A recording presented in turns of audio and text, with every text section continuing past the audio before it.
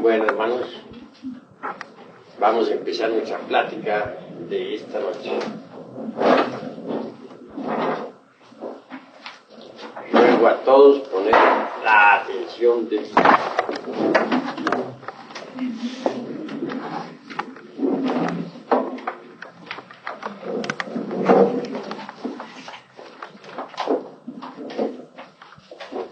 en todo caso. El sentido de la plática de esta noche significa que nosotros no debemos dejarnos llevar de las apariencias. Debemos no dejarnos fascinar por las distintas escenas de la vida. La vida es como una película. Es una película.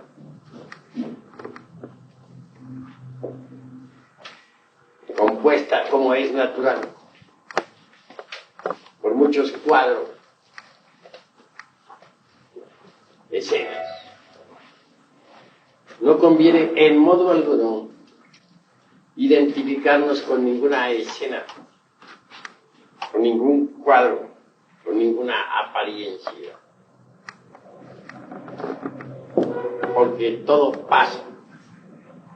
Pasan las personas, pasan las cosas, pasan las ideas. Todo en el mundo es ilusorio. Cualquier escena de la vida, por muy fuerte que ella sea, pasa y queda atrás en el tiempo. Lo que nos debe interesar a nosotros es eso que se llama el ser, la conciencia. He ahí lo fundamental. Porque el ser no pasa. El ser es el ser. Y la razón de ser del ser es el mismo ser. Cuando nosotros nos identificamos con las distintas comedias, dramas y tragedias de la vida, es obvio que caemos en la fascinación y en la inconsciencia del sueño psicológico. He ahí el motivo por el cual no debemos identificarnos con ninguna comedia, drama o tragedia de la vida. Porque por muy grave que sea, pasa. Hay un dicho vulgar que reza así: no hay mal que dure 100 años, ni cuerpo que lo resista. Así que todo es ilusorio, pasajero. Uno a veces en la vida se encuentra con algunos problemas difíciles. Sucede que a veces no encuentra uno en la vida dijéramos la salida, la solución al problema. Y este se vuelve enorme, monstruoso, gigantesco ante nuestra mente. Entonces sucumbe uno entre las preocupaciones. Dice, ¿cómo haré? ¿Qué haré? No le encuentra escapatoria. Y el problema, a medida que se analiza, se vuelve más y más monstruoso, enorme y gigantesco. Pero llega el día. Y si nosotros afrontamos el problema tal cual es decir, si agarramos el toro por los cuernos, como se dice, vemos que el problema queda en nada. Se destruye por sí mismo. Es de naturaleza ilusoria. Mas suele cualquier problema tomar tales proporciones. Su realismo se vuelve tan crudo ante nuestra mente que en verdad no se le encuentra salida por ninguna parte. Siente uno que sucumbe ante el mismo, que en modo alguno se vuelve soluble. Pero si uno se le enfrenta al problema, verá que es ilusorio. ¿Y qué pasa? Como todo tiene que pasar, y al fin queda en nada.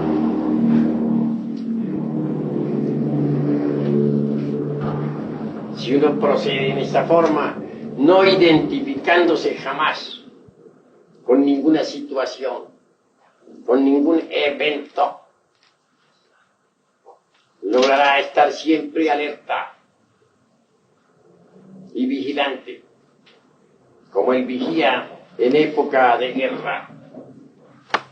Y es en ese estado de alerta donde uno descubre sus defectos psicológicos. Defecto descubierto debe ser comprendido y después eliminado. La mente por sí misma no puede alterar ningún defecto psicológico. La mente solo puede rotularlos, cambiar cualquier defecto, pasándolo de un nivel a otro, mas jamás alterarlo radicalmente. Se necesita de un poder que sea superior a la mente, y ese poder existe en nosotros. Quiero referirme en forma enfática a la Divina Madre Kundalini. Si uno ha comprendido que tiene tal o cual defecto, si lo ha entendido íntegramente y en todos los niveles de la mente, entonces puede concentrarse en Devi Kundalini Chakti. Y mediante ella podemos eliminar cualquier defecto de tipo psicológico. Kundalini es la Divina Madre Cósmica. En las religiones se le ha representado como María, o como Tonantzin, Maraj, Rea, Cibeles, Adonía, Insoberta, etc. La Madre Cósmica, la Madre Divina. Ella en sí misma es una parte de nuestro propio ser, pero derivado. Quiero decir con esto que la Madre Cósmica está dentro de nosotros mismos, aquí y ahora.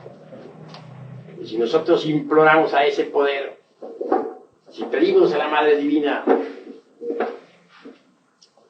elimine de nuestra psiquis cualquier defecto de tipo psicológico, ella así lo hará. Es obvio que por tal motivo se desintegrará el defecto en cuestión. Mediante la Divina Madre Cósmica podemos eliminar todos nuestros defectos psicológicos. Como quiera que la conciencia está embotellada entre los defectos. Eliminados estos, la conciencia despertará radicalmente. Y entonces podremos ver, oír, tocar y palpar las grandes realidades de los mundos superiores. Pero es indispensable no identificarnos con ninguna circunstancia de la vida. Cuando no nos identificamos con tal o cual problema, cuando permanecemos alerta, descubrimos en el problema nuestros propios defectos psicológicos. Normalmente se ha visto que los problemas obedecen al miedo. El yo del temor mantiene los problemas vivos. Se le teme a la vida, se le teme a la muerte, se le teme al qué dirán, al dice que se dice, a la miseria, al hambre, a la desnudez, a la cárcel, a todo se le teme. Y debido a esto, los problemas se hacen cada vez más insolubles, más fuertes. En un problema económico, ¿qué tememos? La ruina. O el que tengamos que pagar determinada deuda. O el que si no pagamos nos meten a la cárcel. Etcétera. Etcétera. En un problema de familia, ¿qué tememos? Él dice que se dice. La lengua viperina. El escándalo. Los intereses creados. Etcétera, etcétera, etcétera. Pero si se elimina el yo del temor, ¿en qué queda el problema? Todo se esfuma, se vuelve nada. Tenemos que pagar el alquiler de una casa, tememos que nos lancen a la calle. Pasamos noches desvelados, pensando en que el actuario ha de llegar y sacarnos a la calle. Al fin llega el día y resulta que el problema se solucionó, quizá por donde menos nos lo esperábamos. Entonces, ¿en qué quedó el problema? Y si no se solucionó la cuestión, si nos echaron a la calle con todos los muebles, etcétera, ¿qué pasó? La calle no se quedarán los muebles, alguien tendrá que recogerlos. En fin, por ahí no faltará dando vuelta a un lugar donde meterlos. Si los muebles se perdieron, ¿en qué? Más se perdió en el diluvio. ¿Por qué nos vamos a pegar a unos muebles?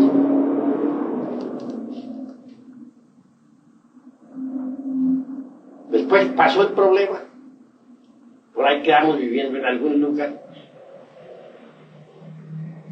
Y el problema quedó atrás en el tiempo. ¿Qué se hizo el problema? No olviden ustedes que todo pasa.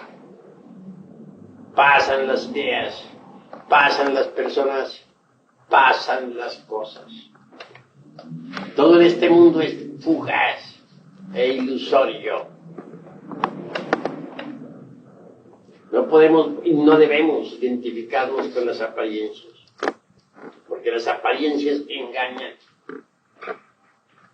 Eso es obvio. Pensemos en los estados de conciencia. Y eso es superlativo.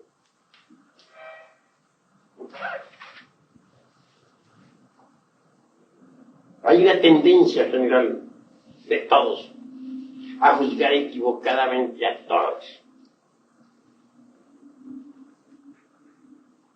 Y eso es lamentable. Pero ¿por qué todos juzgan a todos? Y equivocadamente. ¿Cuál es el motivo? Sencillamente uno, y muy fácil de comprender.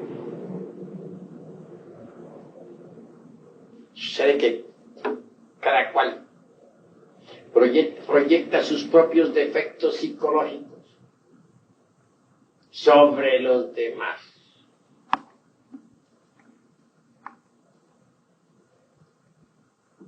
Cada cual ve en el prójimo sus propios defectos. Los defectos que a otros endilgamos, los tenemos muy sobrados nosotros. Juzgamos a otros como nosotros somos.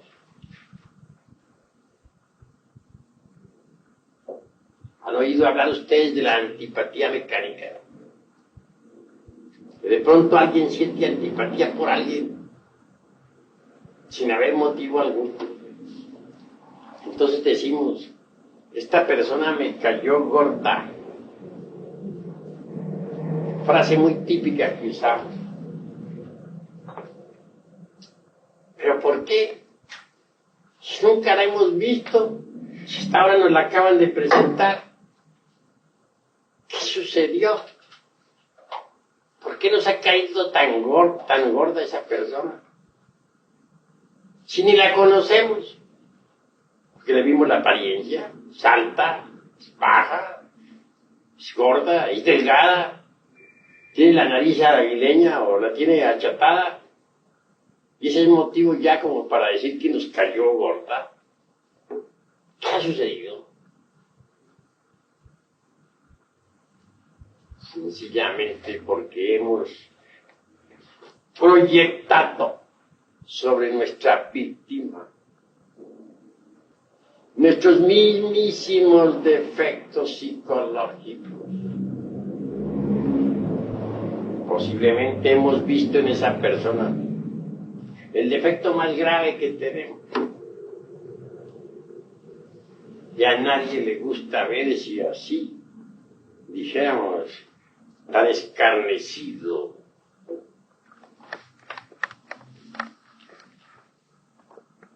La realidad de los hechos es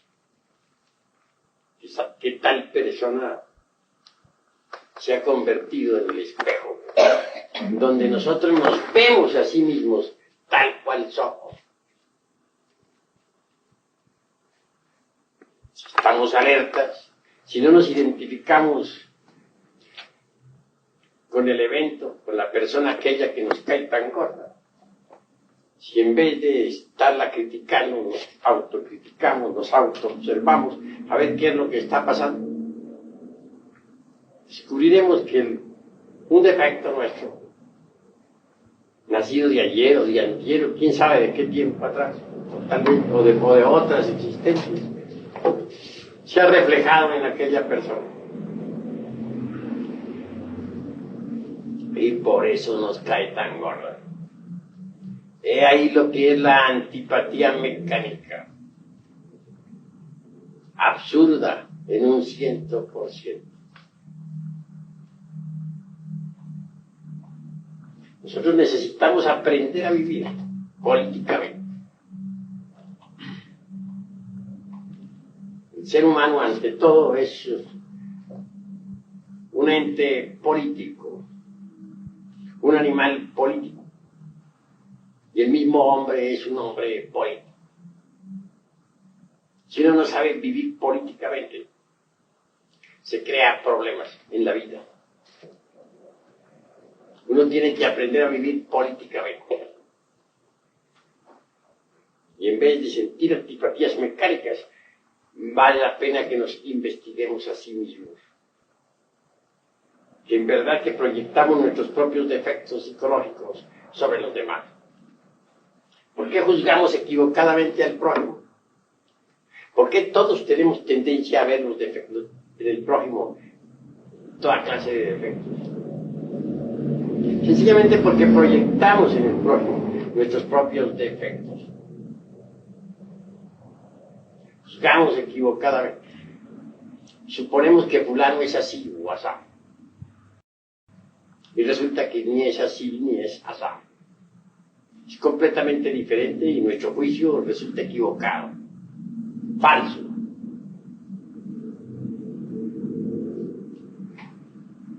Vemos los hechos ajenos y tenemos la tendencia a interpretarlos erróneamente. Nunca somos capaces de ver los hechos ajenos con ecuanimidad, con serenidad. Siempre los calificamos equivocadamente.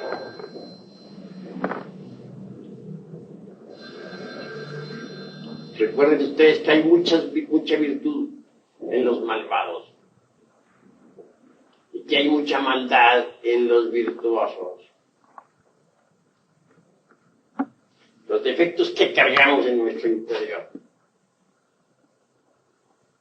nos vuelven injustos para con el prójimo.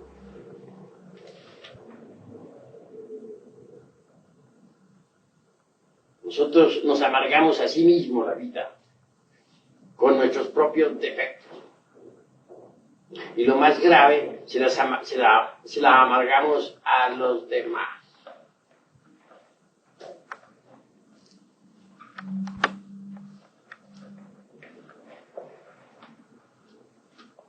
El defecto de los celos, por ejemplo. ¿Cuánto daño ha hecho? Existen celos políticos. Existen celos de tipo religioso. Celos de tipo profesional.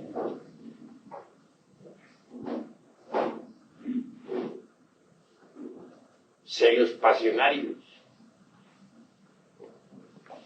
vulgares, del hombre por la mujer, de la mujer por el hombre, etcétera, etcétera, etcétera. Ese es un yo, el yo de los celos. Y es ciego, no sabe de lógica, no sabe del razonamiento, no entiende nada de ciencia, ni escucha razones. ¿Cuántos casos de muerte se ven por los celos? Los celos profesionales, ¿cuánto daño hacen? Algunos curanderos magníficos que sabían sanar de las enfermedades al prójimo, magníficos botánicos, muchas veces fueron a dar a la cárcel. ¿Quién los metió en prisión si no estaban haciendo mal a nadie? Si solo sanaban al prójimo. Los celos profesionales. ¿De quién? De sus colegas titulados.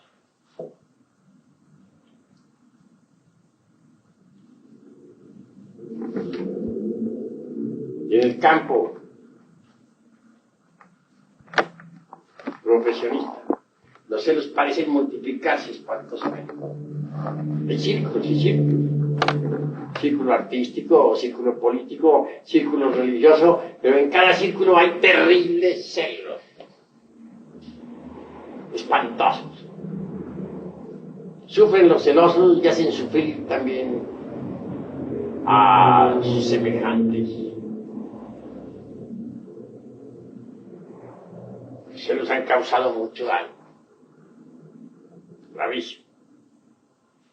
Y si eso decimos de los celos, ¿qué diremos nosotros de todos los otros defectos que tenemos? Ahora las apariencias engañan. Muchas veces juzgamos un acto ajeno en forma equivocada, de acuerdo con nuestros celos. Y el resultado viene a ser precisamente la calumnia. Y todos calumnian a todos. Eso está ya demostrado.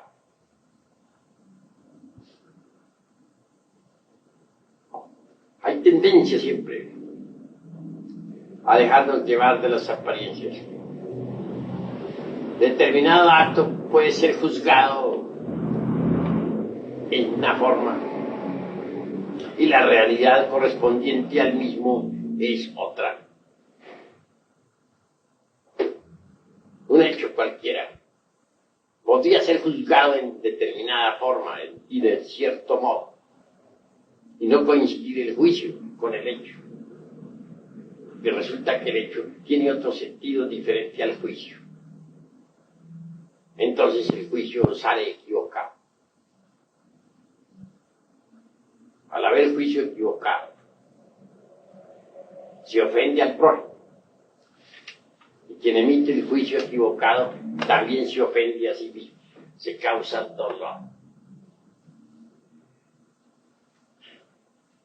Saber vivir es muy difícil, porque vivimos en un mundo de apariencias ilusorias y tenemos la tendencia siempre a identificarnos con las apariencias, olvidando lo esencial, que es el ser.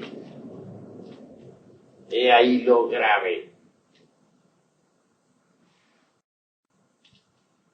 En nosotros, dentro de nosotros, existen factores psicológicos espantosos que ignoramos y que jamás admitiríamos tener.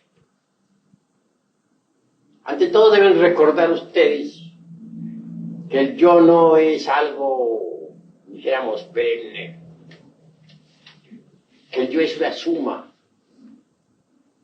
y también una resta, una multiplicación y una división de elementos inhumanos. Cada elemento de esos es un yo. Así pues, no tenemos un solo yo, tenemos muchos yos. Nuestro yo es pluralizado, no singularizado. Y eso es algo que ustedes deben comprender. Porque existe el yo temo, el yo amo, el yo odio, el yo envidio, el yo tengo celos, el yo tengo coraje, etcétera, etcétera, etcétera. Cada uno de esos yoes tiene tres cerebros. El intelectual, ubicado en la cabeza, el emocional en el corazón y el motor instintivo sexual en la espina dorsal. Cada uno de esos yoes es una persona diferente. Así pues tenemos muchas personas viviendo dentro de nuestra persona. Lo más grave es que la conciencia, lo más digno, lo más decente que hay en nosotros, está embotellado entre todas esas personas internas que cargamos. Y se procesa la conciencia en esa forma, de modo subconsciente, en virtud de su propio condicionamiento. Es decir, está dormida. Y ahí lo grave. Si tenemos la conciencia dormida, ¿cómo podríamos en verdad conocernos a sí mismos? Ahora, ¿creen ustedes acaso que alguien que no se conoce a sí mismo puede conocer a los demás? Si a sí mismos no nos conocemos, ¿cómo podríamos afirmar nosotros que conocemos a los demás? Que conocemos a nuestros amigos, que conocemos a las gentes. Si queremos conocer a los demás, hemos de empezar por conocernos a sí mismos. Somos necios. No conociéndonos a sí mismos, creemos que conocemos a los demás. Cuán necios somos, cuán absurdos. Si nos conociéramos a sí mismos, todo sería distinto. Desgraciadamente, no nos conocemos a sí mismos. Si un hombre no se conoce a sí mismo, si no conoce sus propios mundos internos, ¿cómo podría conocer los mundos internos del planeta Tierra? ¿O cómo podría conocer los mundos internos del sistema solar o de la galaxia en que vivimos? Si alguien quiere conocer los mundos internos de la Tierra o del sistema solar o de la galaxia o de las galaxias, debe empezar por conocer sus propios mundos internos. Empezar por conocerse a sí mismo. ¿Cómo podríamos conocernos a sí mismos si no dirigimos jamás la inteligencia hacia el interior? Si no nos acordamos nunca de nosotros mismos, debido a que estamos identificados precisamente con las apariencias de la vida. ¿Cómo podríamos conocernos a sí mismos si jamás dirigimos la inteligencia hacia adentro, debido a que estamos fascinados por los distintos eventos, sucesos, acontecimientos que llegan a nosotros? ¿Cómo podríamos conocernos a sí mismos si nunca dirigimos la conciencia hacia adentro? Se evita que los múltiples problemas de la existencia nos tienen atrapados, los vemos insolubles, creemos que son eternos, no nos damos cuenta de que tienen un principio y que tienen un fin. Nosotros estamos atrapados por lo que es inestable, por lo que no tiene verdadera realidad. Estamos metidos dentro de una máquina que gira incesantemente. Juzgamos a los demás de acuerdo como somos.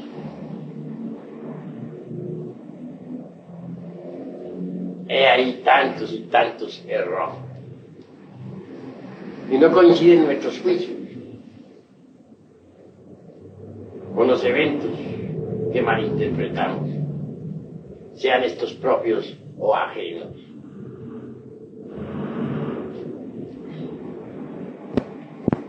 Obviamente estamos metidos dentro de una máquina que gira incesantemente,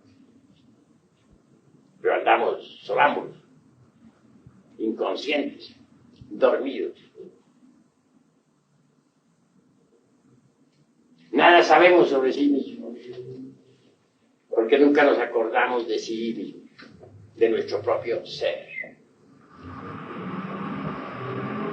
Tenemos la mente demasiado ocupada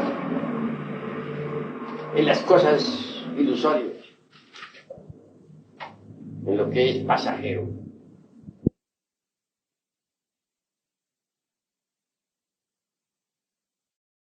La reflexión íntima del ser. No vivir más como autómatas. No. Vivir en estado de alerta percepción, alerta novedad. Estamos en un estado de coma espantoso. Reflexionen en esto. No nos conocemos a sí mismos, primero.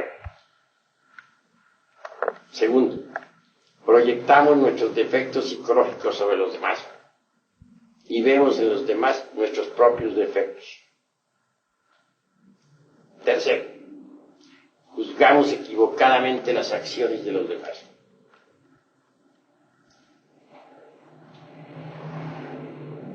Cuarto, tales acciones no coinciden con el juicio que nosotros emitimos. Quinto, el juicio que nosotros emitimos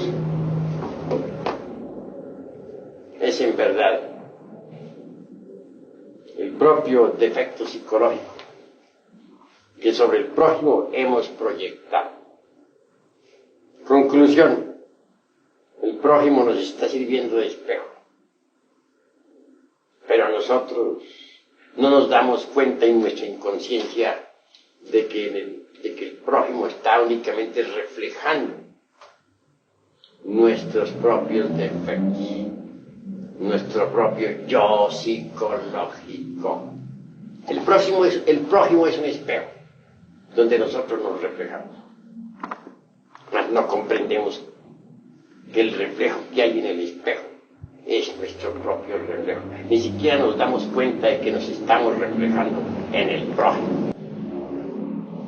Antes bien, estamos tan identificados con el evento, con el suceso, con la circunstancia o circunstancias, que ni remotamente se nos ocurre reflexionar en todas estas cuestiones. Vivimos en un estado de fascinación, de inconsciencia, de sueño psicológico. Si en estos asuntos de la vida práctica, diríamos terrenales, andamos tan inconscientes, ¿qué podríamos decir nosotros con respecto a las cosas celestiales? En verdad, que podríamos malinterpretar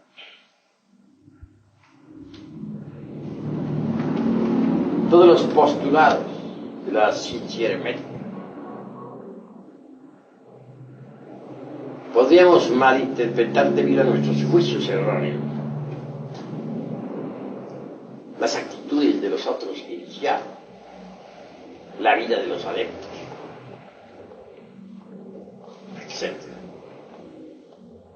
Podríamos malinterpretar debido a nuestro estado de inconsciencia hasta el mismo drama cósmico, y obviamente el drama cósmico, tal como está estipulado en los 4 evangelios, ha sido mal interpretado.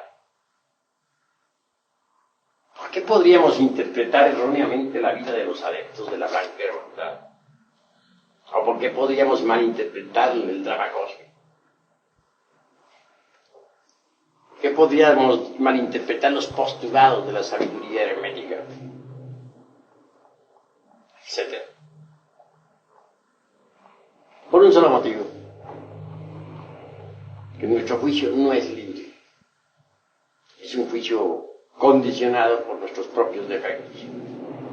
Nuestro juicio es el resultado del embotellamiento psicológico en que nos hallamos.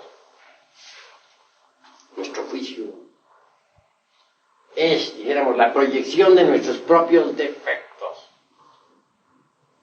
Proyectamos nuestros defectos sobre los 4 evangelios. Proyectamos sobre los postulados de la ciencia hermética. Los proyectamos sobre los actos de los iniciados, sobre la vida de los adeptos, etc. Así es que también para las cosas celestiales no estamos preparados. Proyectamos. Una mente que proyecta sus propios errores no es una mente libre.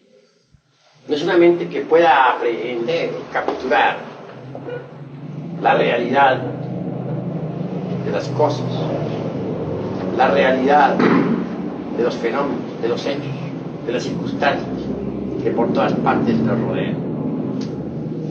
Una mente así, si no sirve para comprender las cosas terrenales, ¿cómo serviría para entender la vida de los grandes iniciados? Las cosas celestiales. Incuestionablemente fallaría. Porque si lo terrenal no se puede entender, mucho menos lo celestial. Así que creo yo que lo vital en la vida es no dejarnos llevar de las apariencias, no dejarnos capturar por los eventos, las circunstancias. Antes bien estar alertas para descubrir en tales eventos nuestros propios defectos de tipo psicológico. Cada circunstancia de la vida, sea esta en la casa, en la calle, en donde sea, nos brinda maravillosas oportunidades. Porque si estamos alertas y vigilantes como el vigía en época de guerra, logramos aprehender nuestros propios defectos que se proyectan sobre el prójimo. El prójimo es el espejo que podemos ver nuestros mismos defectos. Si vamos por la calle y vemos a un ebrio, a un borrachito, ¿qué hace? ¿Hay que burlarnos del borrachito? Antes bien decir, ahí voy yo, vea, ese borracho soy yo. Vea cómo hago de pantomima. Cuán cómico estoy. Ese soy yo, ahí voy. Debemos aprender a vernos en los demás. Descubrimos allá a un individuo que truena y relampaguea, que rasga sus vestiduras como Caifás. Debemos decir, ahí estoy. Sí. ¿Cuál iracundo soy? ¿Cómo rasgo mis vestiduras? ¿Cómo blasfemo? Ese soy yo.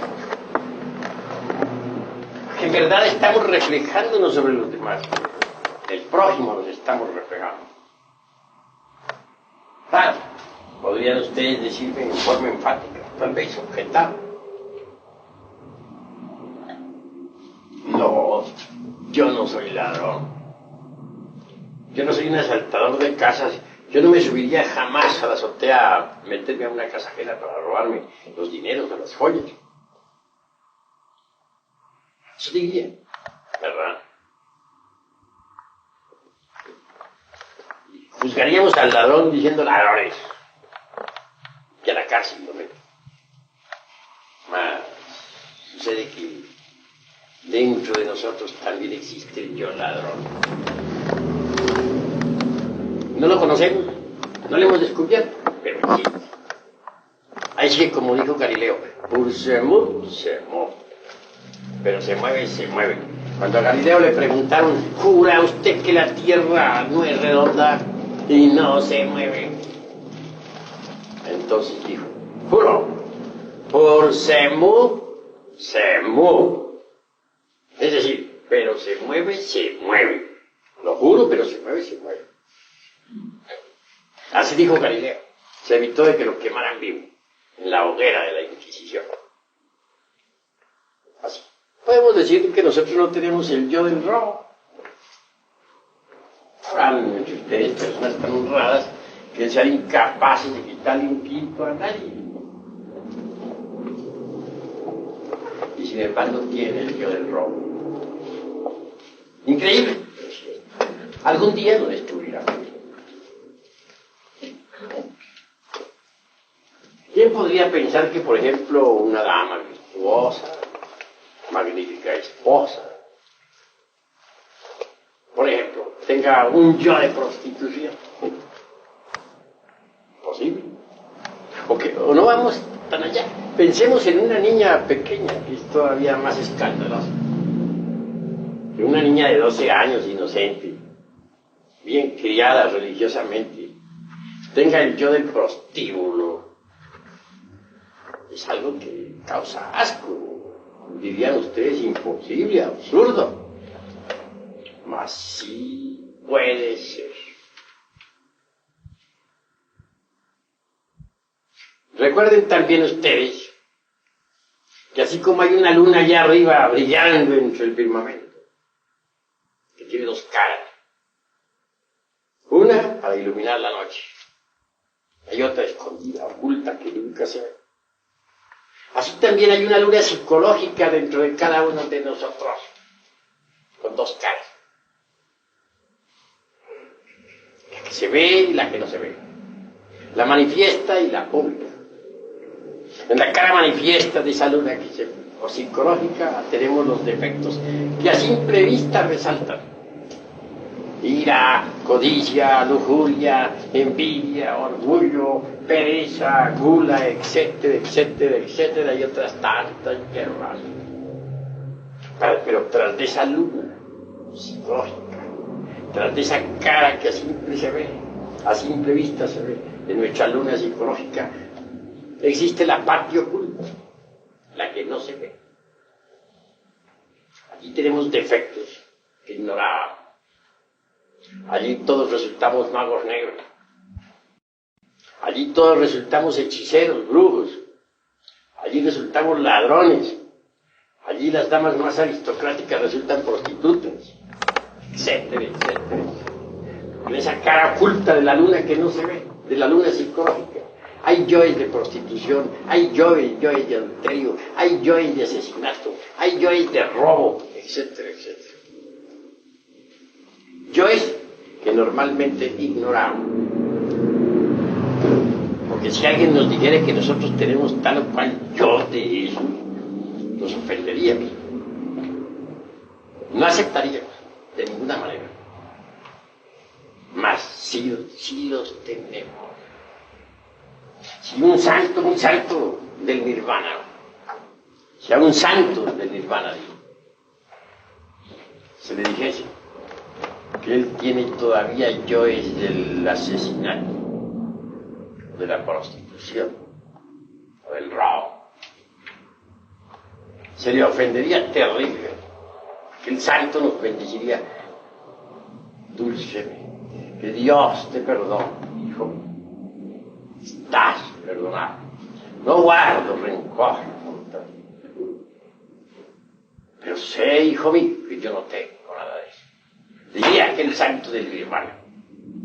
¿Por qué? Porque no es más que un santo. En esa forma que el santo detiene su avance hacia el eterno Padre Cósmico común. Y muchos son los santos que así están detenidos en su avance, que en verdad son, aunque sean del nirvana, en la cara oculta de la luna que no se ve, en esa cara oculta de la luna sí cargan todos esos yoes. Y esto es lo que no entienden muchos. Esto es en verdad lo grave. Todos tenemos la tendencia a justificar, a dejarnos llevar por las apariencias. En cuanto a lo que a mí se refiere, ni soy santo, ni me interesa ser santo. ¿Por qué no me interesa ser santo? Porque me detendría en mi progreso esotérico. Sé muy bien que en la parte oculta de mi luna psicológica tienen que existir indubitablemente, y existen yoes de tiempos antiguos, escondidos entre las tinieblas. Eso sé también que solo penetrando heroicamente con la espada en la mano en esa zona de nuestra luna psicológica podremos en realidad de verdad eliminar tales defectos. Mas esto es muy avanzado. Normalmente las gentes pueden eliminar los defectos de esa parte de la luna psicológica, esos defectos que resaltan, que a simple vista se ven. Ya cuando se trata de penetrar en la parte oculta de la luna psicológica, en la parte escondida, pues se requiere un esfuerzo mayor. Eso pertenece ya a la iniciación de Judas. Corresponde a la pasión por el Señor. Nadie podría penetrar en esas zonas si no empuñara la lanza en la forja de los ciclos, es decir, en la novena esfera. Misterios, sí, muy grandes. El santo no llega tan lejos. Se contenta con eliminar los yoes defectos que posee en la cara visible de su luna psicológica. Luego, se beatifica. De ahí no pasa. Y entonces se estanca. He ahí el motivo por el cual yo no soy santo, ni quiero ser santo. Únicamente amo la comprensión. Y eso es lo fundamental. La comprensión de sí mismo. En realidad, de verdad, el adepto está más allá de los santos. Cuando alguien dijo los santos maestros, ese alguien está equivocado. Porque los maestros están más allá de los santos. Primero está el profano, luego el santo y después el maestro. El maestro está más allá de la esfera de los santos. En el maestro está la sapiencia. Mas es posible juzgar equivocadamente a los maestros, a los adeptos. Tenemos siempre la tendencia a proyectar hasta sobre los adeptos nuestros propios defectos de tipo psicológico.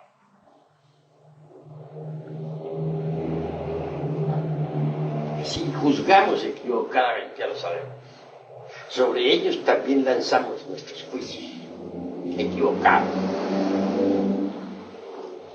Porque si no es posible juzgar rectamente los actos del prójimo, común y corriente,